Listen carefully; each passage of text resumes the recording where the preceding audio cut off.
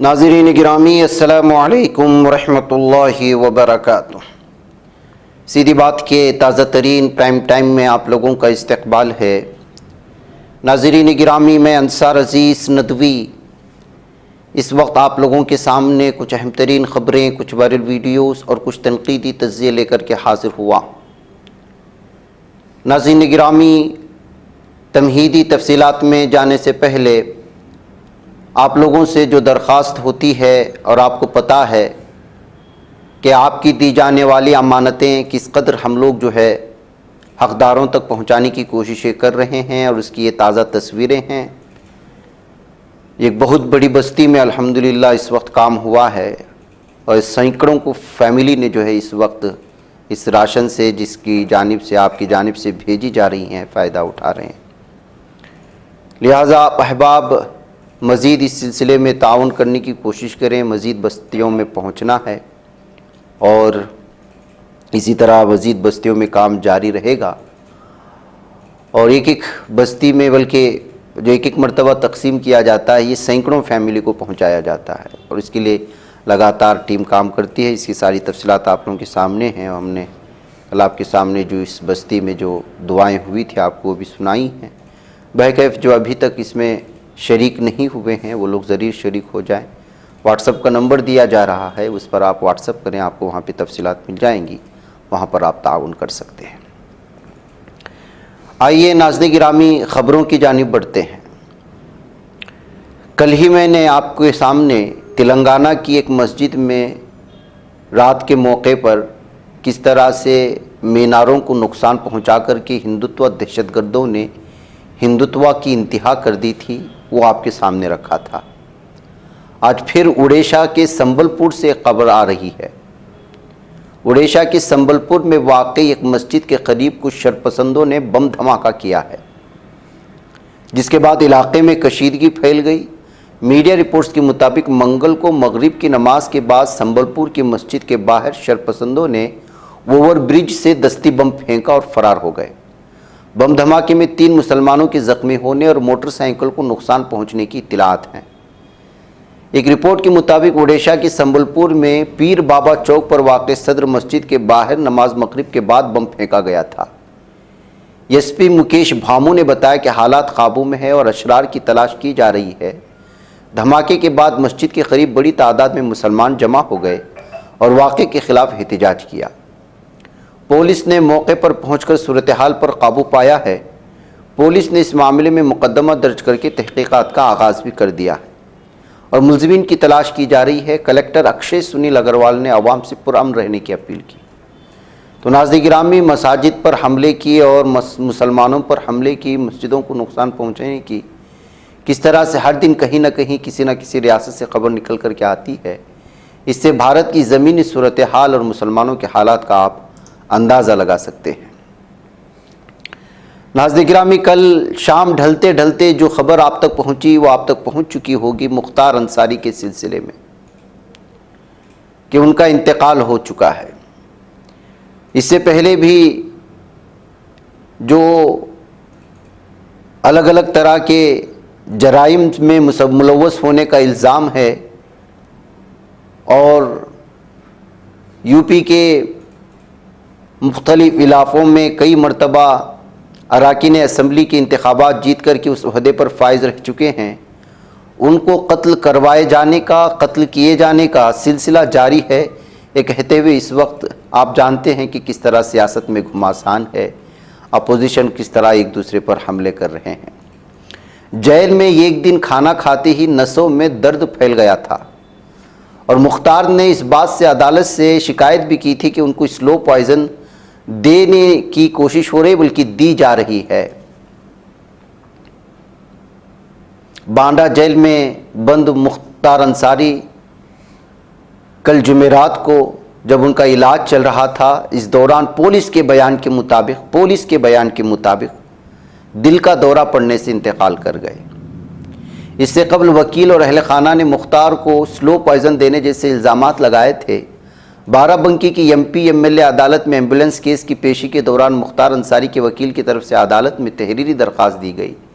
इसमें जेल में बंद अंसारी को स्लो पॉइज़न दिए जाने की शिकायत की गई थी। मुख्तार अंसारी ने 21 मार्च को दी गई अपनी दरख्वास्त में लिखा था कि जब उन्हें 19 मार्च को बांदा जेल में खाना दिया गया था तो उन्हें ऐसा लगा जैसे उन्हें कोई जहरीली चीज़ पिलाई गई हो, जिसकी वजह से उनके हाथ और पैरों की नसों में दर्द शुरू हुआ। बाद में पूरे जिस्म की नसों में दर्द फैल गया। लगता है दरख्वास्त गुजार मर जाएगा, जबकि दरख्वास्त गुजार इससे कबल मुकम्मल तौर पर सेहतमंद था। इस तरह की दरख्वास्त दी गई थी।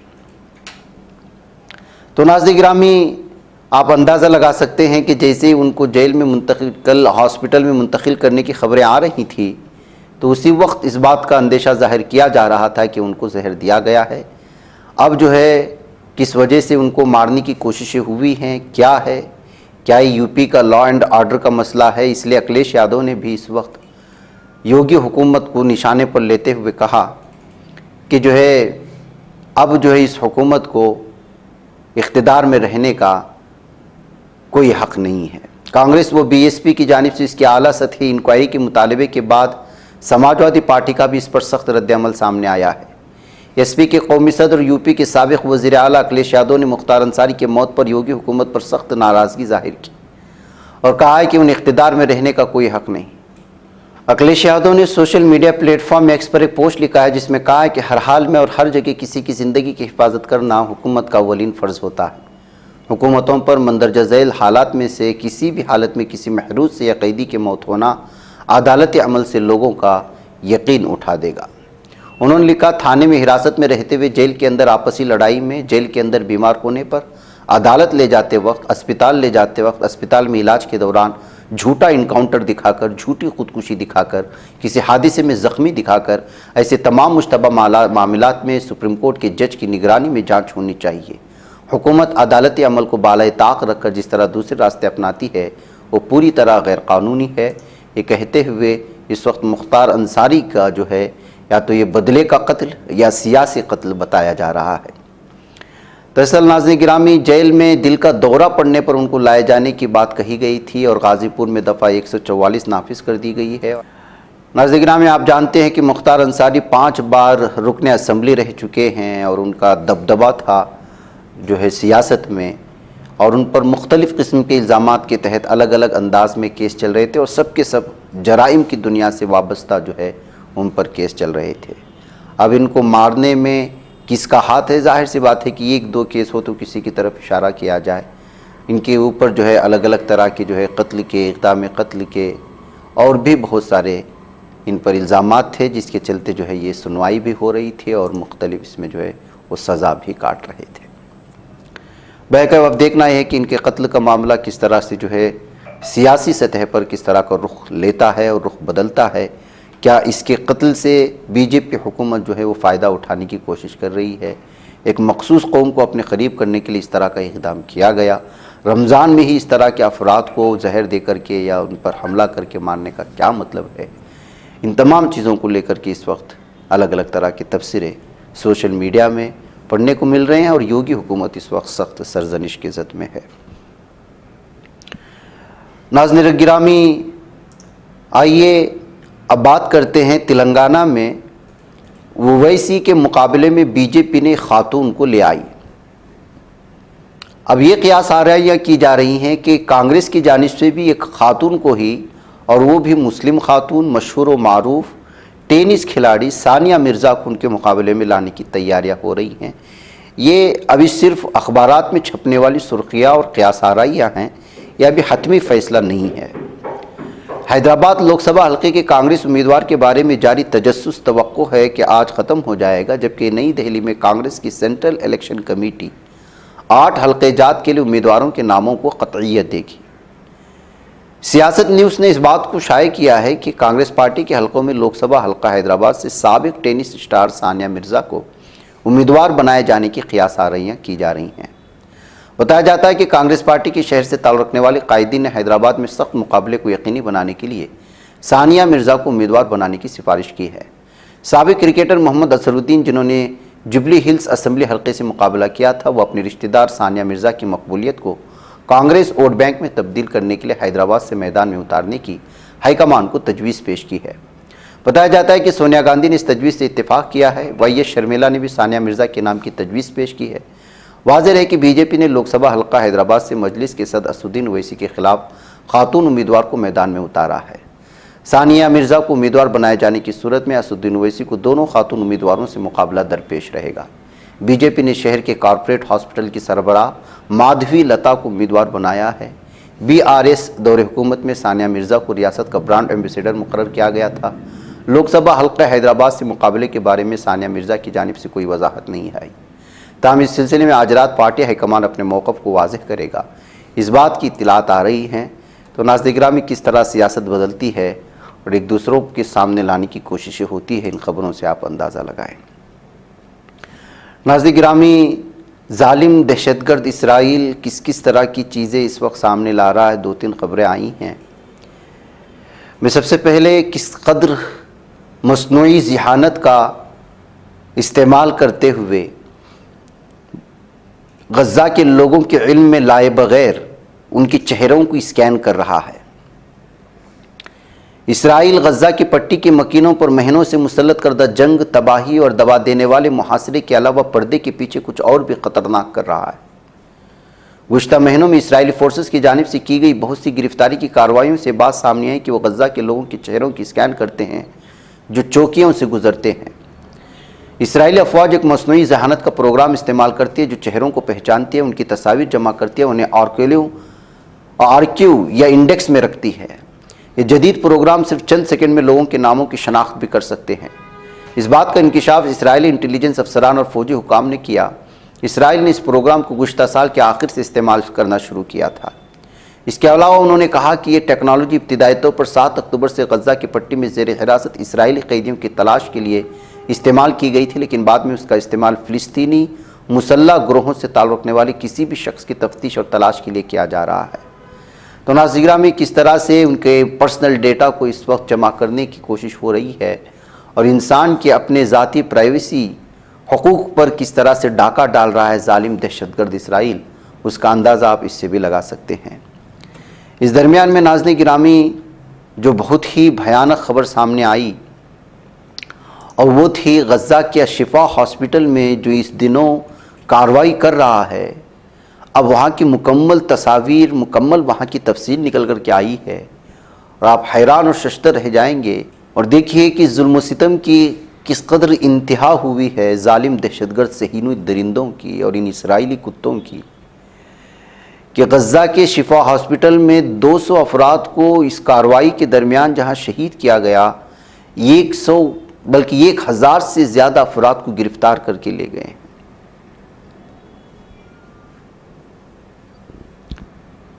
मेडिकल कॉम्प्लेक्स के अंदर मौजूद, उसके आसपास मौजूद लोगों के ख़िलाफ़ अपना जुर्म जारी रखे हुए है। क़ाबिज़ फ़ौजियों के सह्यूनी दरिंदों के बारे में इत्तलात फराहम करते हैं कि कॉम्प्लेक्स के अंदर से उन्होंने 200 से ज़ायद बेघर शहरियों को मौत के घाट उतार दिया बग़ैर किसी वजह के, जबकि 1000 अफराद को जबरी तौर पर अगवा करके नामालूम मकाम पर मुंतकिल कर दिया गया। सरकारी मीडिया ऑफिस की सरबराह सलामा मारूफ ने एक प्रेस बयान में कहा कि कॉम्प्लेक्स की इमारतों के अंदर मौजूद तिब्बी अमले और बेघर अफराद को धमकियाँ दी जा रही है कि उनके सरों के ऊपर मौजूद इमारतों को बमबारी से तबाह कर दिया जाएगा। वो तफ्तीश के लिए बाहर जाएंगे तो उन्हें तशद्दुद का निशाना बनाया जाएगा और उन्हें शहीद कर दिया जाएगा। उन्होंने वजाहत की कि शिफा मेडिकल कॉम्प्लेक्स और उसके अतराफ से कुछ जिंदा बच जाने वालों की शहादतों के मुताबिक क़ाबिज़ टैंकों ने कॉम्प्लेक्स की कई इमारतों पर बमबारी की और उसके बड़े हिस्सों को आग लगा दी, जबकि वो बमबारी करते रहे, घरों और शहरियों को निशाना बनाते रहे। इर्द गिर्द के इलाकों में घरों को बशमूल उनकी रिहाइशों की सरों पर बमबारी की गई। उन्होंने भी कहा कि आईनी शाहिदीन ने इंदिया दिया कि क़ाबिज़ फोर्सेस ने कुछ रिहायशी इमारतों को सख्ती से बंद कर दिया जिनमें रिहायशी मौजूद थे। इन इमारतों को शेलिंग और स्नाइपर से निशाना बनाया, जिससे इब्तिदाई तिब्बी इमदाद ना मिलने से मुतादिद शहरी शहीद और ज़ख्मी हो गए। नाज़रीन गिरामी, जुल्म सितम की इंतहा आप पढ़ें और समझें कि इस वक्त किस कदर जो है सहीनी दरिंदों की और इन जहन्नमी कुत्तों की जुल्म की इंतहा हो रही है, उनके तशद्दुद की इंतहा हो रही है। नाज़रीन गिरामी, इसराइल राफा में दाखिल होने की तैयारी कर रहा है और अपने किसी फौजी को वहाँ नहीं छोड़ेगा, ये बयान नेतन्याहू आया है।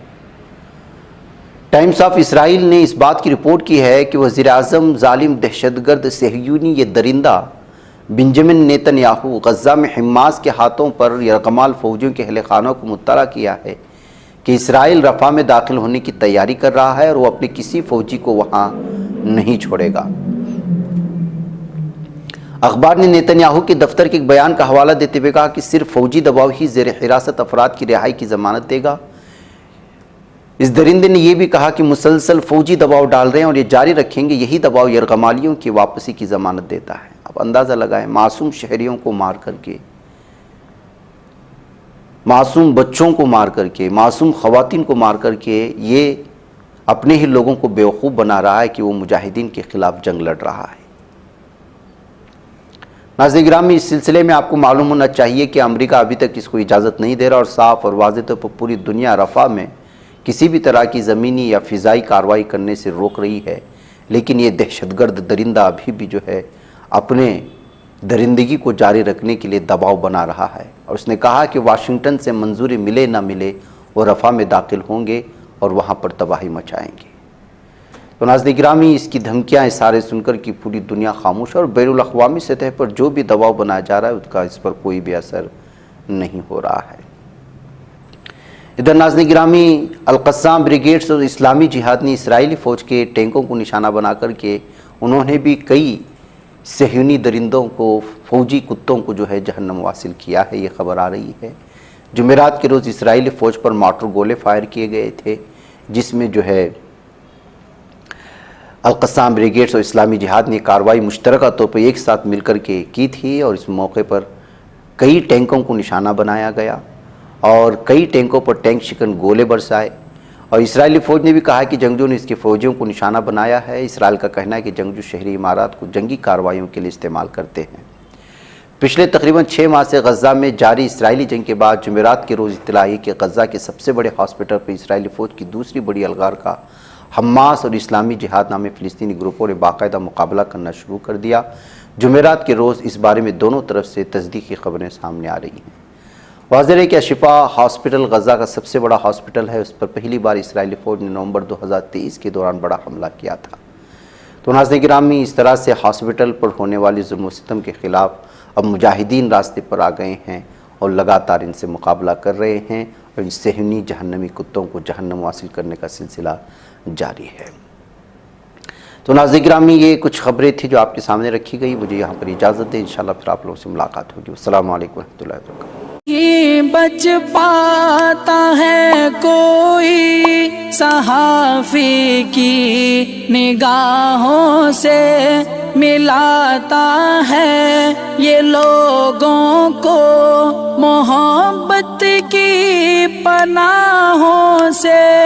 करम और दर्द मंदी का है एक संसार, सीधी बात। अज़ीमत जुर्अतो हिम्मत का है इज़हार, सीधी बात। अज़ीमत जुर्अतो हिम्मत का है इज़हार, सीधी बात। ये चैनल हक निगर बनकर कुचल देता है फितनों को,